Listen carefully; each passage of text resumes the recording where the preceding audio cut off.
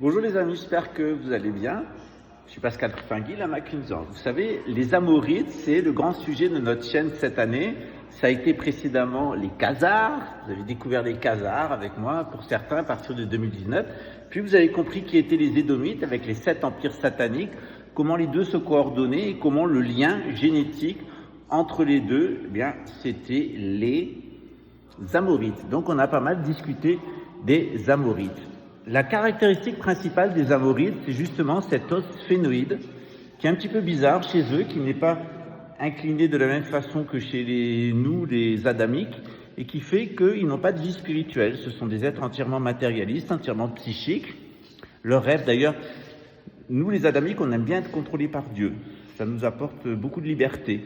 Bien, eux, ils aiment bien être contrôlés par une intelligence artificielle, ou plutôt par une mémoire artificielle, par un mental artificiel.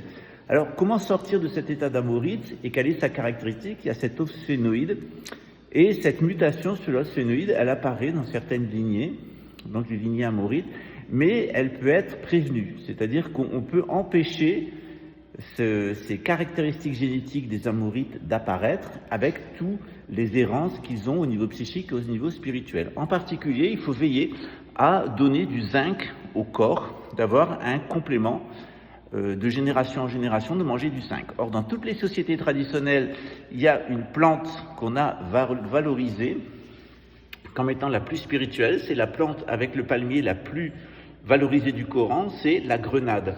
Or, lorsque vous regardez une grenade, eh bien, vous avez un crâne coupé en deux avec justement l'os sphénoïde.